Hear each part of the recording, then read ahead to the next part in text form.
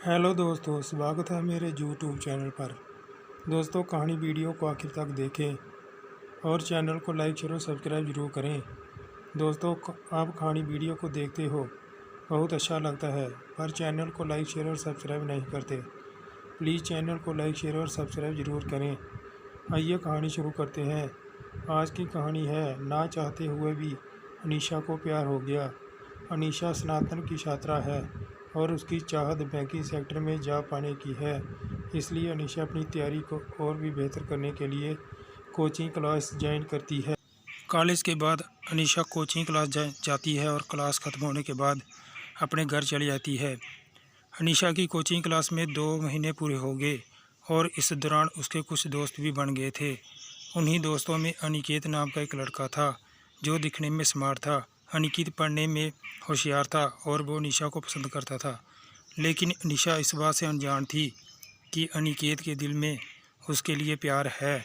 Class में जब भी ग्रुप डिस्कशन होता तो अक्सर अनीशा के सवालों का जवाब अनिकेत ही देता। इस दौरान अनीशा के दोस्तों को ये एहसास होने लगा था कि अनिकेत अनीशा को पसंद करता है। अनिकेत ने अपने दिल की बात अनीशा से कहना चाहता था, लेकिन कभी कहने की हिम्मत नहीं हुई। अब बैंक एग्ज़ाम का नोटिफिकेशन आ चुका था। 3 महीने बाद एग्ज़ाम होना था।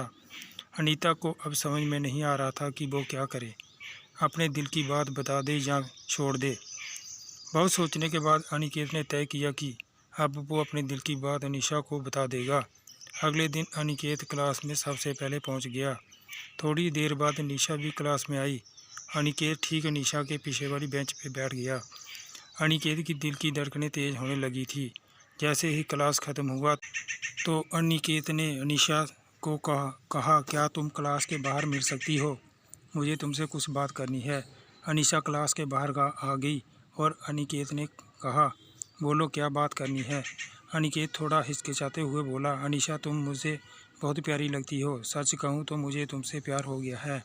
अनीशा, अनिकेत ये तुम क्या बोल रहे हो? तुम्हें पता है ना, देखो यहाँ मैं अपने एग्ज़ाम की तैयारी करने आई हूँ और मुझे ये सब पसंद नहीं। इतना कहकर अनीशा वहाँ से चली गई।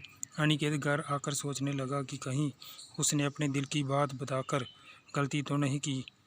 अनिकेत अब अपने ही बातों पर पछताने लगा। उसे समझ में नहीं आ रहा था कि वो अब क्या करे। रात भर अनिकेत अनीशा के बारे में सोचता रहा कि वो अब क्या करे, वह अब क्या सोचती होगी। यही सोचते सोचते सो गया। अगले दिन जब अनिकेत क्लास में गया तो अनीशा से नज़रें चुराते हुए वह सबसे पीछे वाली बेंच पर जाकर बैठ गया। अनीशा ने पीछे मुड़कर अनिकेत की तरफ देखा, लेकिन अनिकेत ने उसकी तरफ नहीं देखा। क्लास ख़त्म होने के बाद अनिकेत सीधा अपने घर चला गया। अनीशा सोचने लगी कि आज अनिकेत ने मुझसे बात नहीं की, ऐसा क्या हो गया? पहले तो वो मुझसे बात करता था। इसी तरह लगभग 2 महीने बीत गए, लेकिन अनिकेत ने एक बार भी अनीशा से बात नहीं की। अनीशा से रहा नहीं गया और वो सीधा अनिकेत के सामने जाकर पूछती है कि अनिकेत, तुम मुझसे 2 महीने से नज़रअंदाज कर रहे हो। क्या तुम इसकी वजह बता सकते हो कि तुम ऐसा क्यों कर रहे हो? अनिकेत ने कहा, मैं नहीं चाहता कि मेरी वजह से तुम्हारी तैयारी खराब हो, इसलिए मैं तुमसे दूर रहता। अनीशा ने कहा, देखो जब तुम मेरे पास थे तब मुझे कोई समस्या नहीं थी, लेकिन अब तुम मुझसे दूर रहते हो तो मुझे तकलीफ़ हो रही है। पता नहीं ऐसा क्यों हो रहा है। अनिकेत ने कहा, क्या तुम मुझसे प्यार करती हो या नहीं? अनीशा ने कहा, तुम मुझे अच्छे लगते हो। अनिकेत ने बोला, मतलब तुम मुझे पसंद करती हो।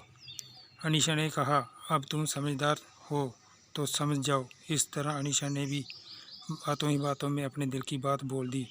लेकिन अनीशा ने एक शर्त रखी कि एग्ज़ाम तक हम दोनों केवल पढ़ाई पर ध्यान देंगे। अनिकेत ने उसकी शर्त को मान लिया। अब दोनों बहुत खुश थे और सारा ध्यान अपने एग्ज़ाम की तैयारी में लगाने लगे। तो दोस्तों, ये थी अनीशा की प्रेम कहानी, जिसको अनिकेत के दूर जाने पर प्यार का एहसास हुआ। दोस्तों, कहानी समाप्त होती है। कहानी कैसी लगी कमेंट करें और चैनल को लाइक शेयर और सब्सक्राइब ज़रूर करें। और दोस्तों, कहानी बनाने का उद्देश्य किसी के निजी जीवन में ठेस पहुँचाना नहीं है।